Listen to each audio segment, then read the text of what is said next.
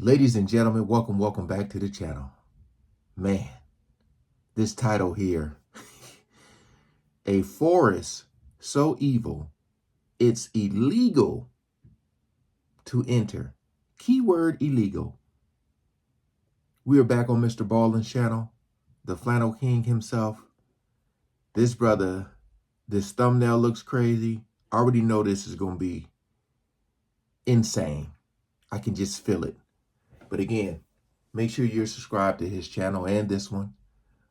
We ain't gonna waste no more time. Let's jump right into it. I have to start today's video with a disclaimer.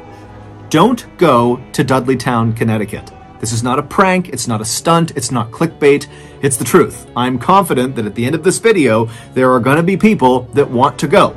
Don't do it. One, it's illegal to go to Dudleytown, it's private property. And two, as you'll see in today's video, there is a reason why people abandoned Dudleytown. It is not a safe place for people. But before we get into the story about Dudleytown, if you're a fan of the strange, dark, and mysterious delivered in story format, then you've come to the right place because that's all we do, and we upload once a week. So, if that's of interest to you, the next time the like button is playing an intense game of online FIFA, wait until they get the lead and then unplug their Wi-Fi. Also, please subscribe to our channel and turn on all notifications so you don't miss any of our weekly uploads. Okay, let's get into today's story. That intro gave me goosebumps. Ain't gonna lie.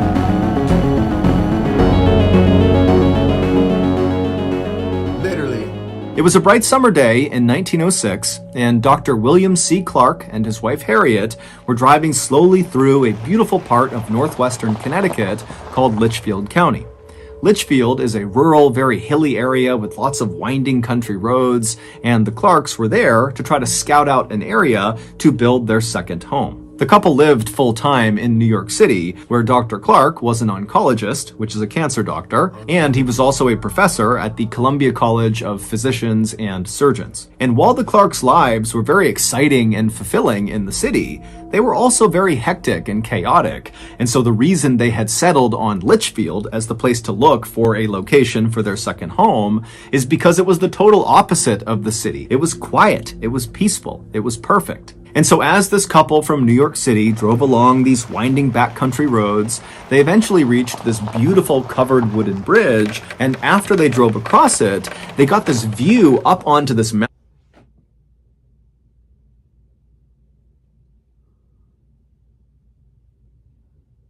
Was it? I'm trying to remember the movie. Silver Bullet? Anybody remember that movie, that werewolf movie? Wasn't it a bridge kind of like this? Ain't no way. Boy, that looked creepy crazy. Oh no. Mountainside off to their right, and high up on this mountain was this huge shaded beautiful forest, and they saw there was a road that appeared to kind of spider off and go into these woods. Now the couple had no idea what was up there, but it was just so beautiful, and they were immediately so drawn to it that they decided they would go check it out and see if maybe there was a spot for their second home in these woods. And so Dr. Clark took the car and he went up this access road, and very quickly as they began climbing up this hillside, the road became very bumpy and overgrown. It was pretty obvious that not many cars were driving into these woods, and so before they even reached the tree line, Dr. Clark had to pull the car over and park it on the side of the road, and then he and Harriet got out, and then on foot they continued up towards the forest. And once the couple actually entered the forest, immediately the sunlight faded because the canopy over their heads was so thick, and the air became cool and refreshing. And after walking for only a couple of minutes,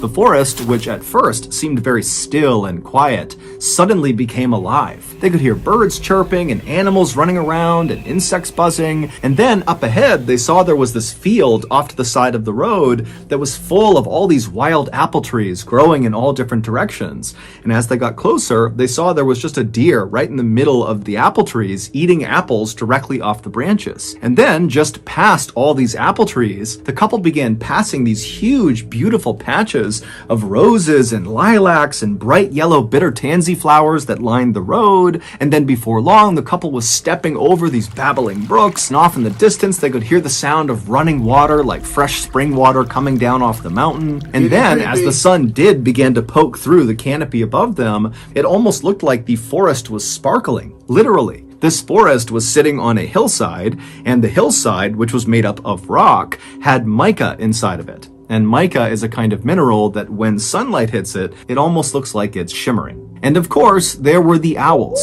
As Dr. Clark and his wife walked farther and farther into this beautiful forest, they heard more and more owls hooting off in the distance. And to the Clarks, this made the forest feel enchanted. It was like the owls were personally greeting them. By the time the couple had turned around and begun heading back to their car, they had already made up their mind that they were going to build their second home in that forest. And so, after returning to their home in New York, they promptly put in the paperwork to purchase 1,000 acres inside of that Connecticut forest. Yeah. And that forest had a name. It was called Dark Entry, and it was named that because it looked like from the outside, the forest was basically dark all the time. Nah, bruh. I'm gonna need you to look at all the metaphors for that word. Not just because when you get there, the entry's dark. Nah. Hell no. Oh no. Dark entry. One way in, one way out. No. Hell no. There was shade cast on it from mountains nearby, and then also the canopy inside of Dark Entry is exceptionally thick. At one time, there actually had been a town inside of Dark Entry Forest.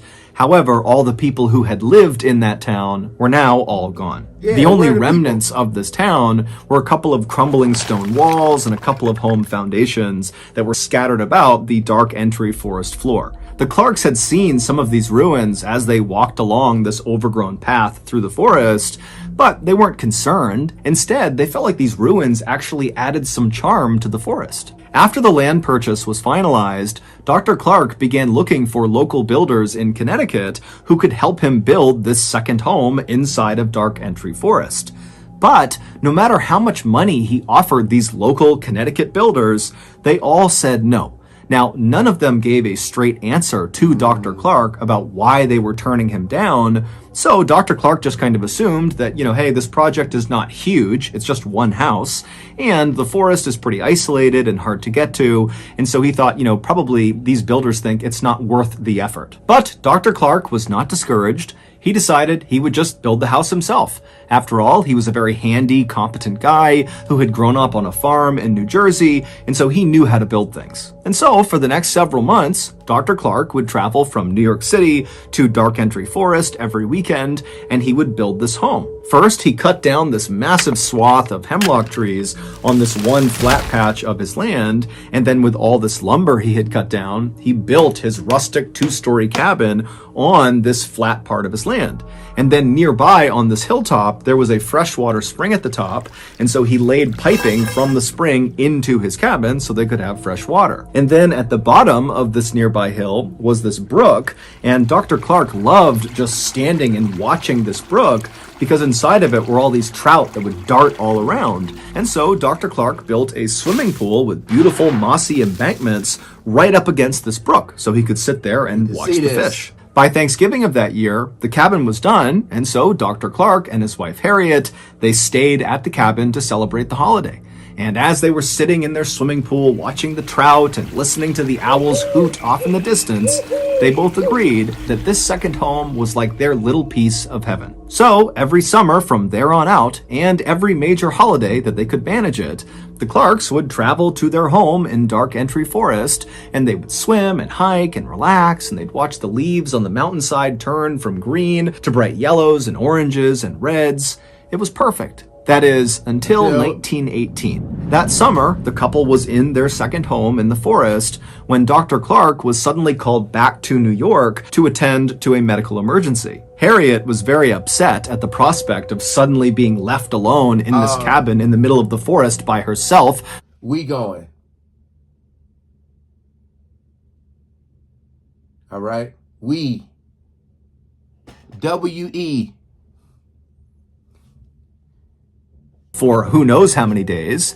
And so when she dropped her husband off at the nearby train platform, she made him promise that he would come back soon. And he said he would. And then Dr. Clark got on the train, it took off, and Harriet just stood there with her arms crossed, watching it as it chugged along off into the distance. From his comfortable seat on that train, Dr. Clark had no idea that his wife was about to endure a nightmare while he was gone. Oh.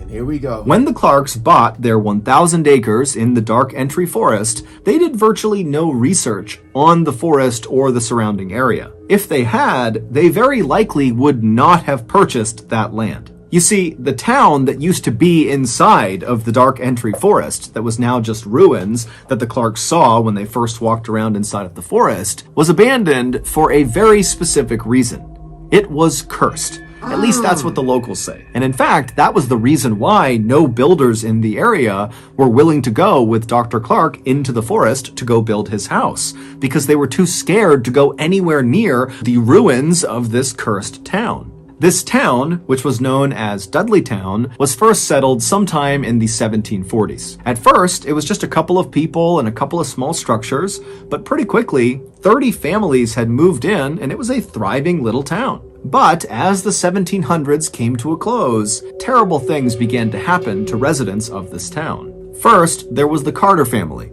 They moved to Dudleytown in 1759, and shortly after arriving there, 6 members of their family all died suddenly from cholera. The remaining branch of the Carter family was so grief-stricken from their losses that they left Dudleytown and went to New York, where they resettled. But almost immediately after getting set up there, Native Americans raided their property and massacred them, and the 3 people that survived this massacre were 3 of the kids, and they were all kidnapped and taken away. In 1792, a Dudley resident named Hollister died suddenly. Now, we don't know if he fell off a roof or if he was murdered, no one really knows, but what we can agree on is that his untimely death happened in the home of a man named Tanner. And Tanner, following Hollister's death, suddenly just began obsessively talking about these strange creatures he was seeing out in the woods at night, kind of roaming around the Dark Entry Forest.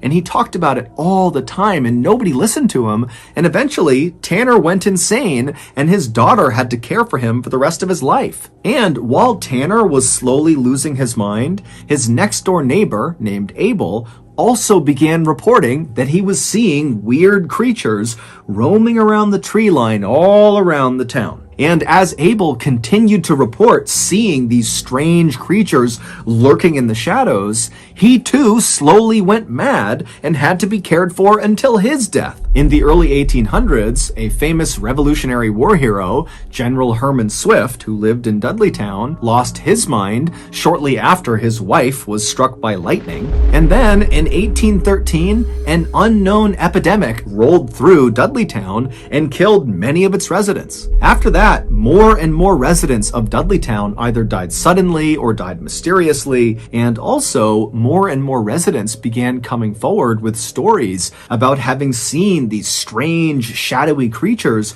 moving around the tree line at night. By about 1900, all the Dudleytown residents had either died or simply just left, abandoning their homes, except for one family, the Brophies. But in quick succession, the Brophy family's sheep all died, then the mother died of tuberculosis, then the 2 sons were accused of theft in a nearby town, and then they just disappeared, leaving one person, John Brophy, the father. But the Brophy family home burned to the ground, and so John, who was overcome with grief, just wandered off into the forest and was never heard from again.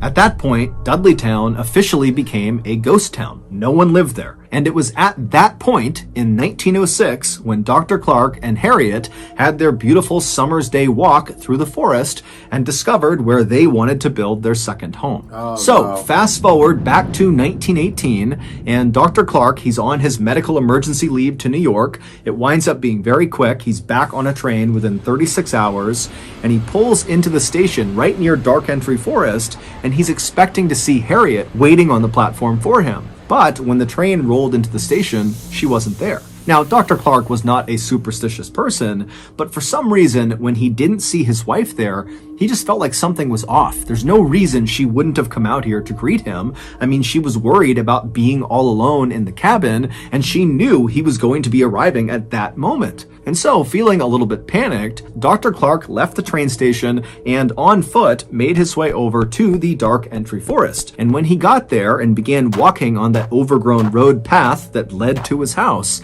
immediately, as soon as he was within the shade of the trees, he began hearing these owls hooting very loudly off in the distance. Now, normally, the sound of these owls hooting made him feel welcome, but this time he felt scared. He felt like something was wrong up ahead.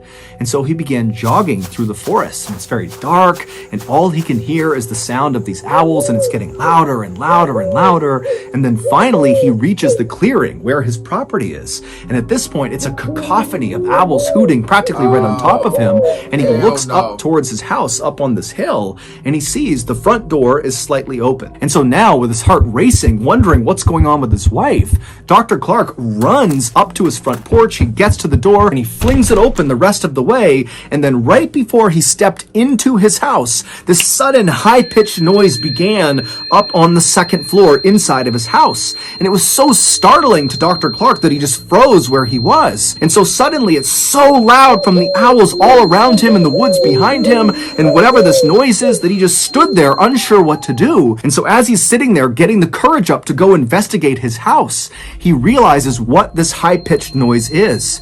It's the sound of maniacal, insane laughter coming from the second floor. Sensing his wife had to be in danger, the doctor charged up the nearby steps up to the second floor, and he could tell this laughter, this high-pitched laughter, was coming from the master bedroom. And so he ran down the short hallway, he got in front of the closed door that led into the master bedroom, he slowly opened it up, and there, in the back corner of his room, was his wife. She was on the ground, rolled up in a ball, facing the door. Her hands were clenched in fists, her eyes were open and unblinking, and her mouth was open wider than was humanly possible. And as he's staring at his wife, wondering what's going on, he realizes this insane, high-pitched laughter is coming from his wife. But it doesn't even look like it's coming out of her. Her chest is just heaving, her mouth is staying open, and the laughter is just coming out of her. And so the doctor just stood there watching his wife, who's staring directly at his eyes. And finally, he just got so scared, he turned and he ran.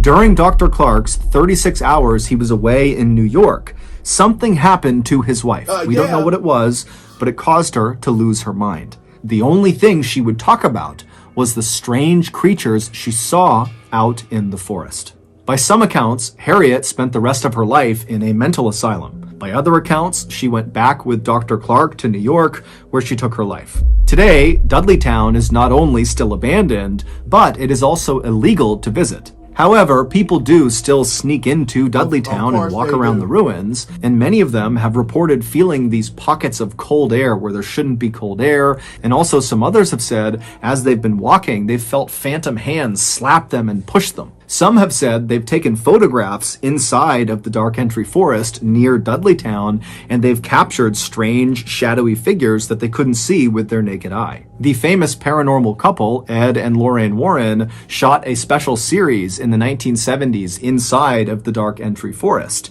and they declared the area around Dudleytown was demonically possessed.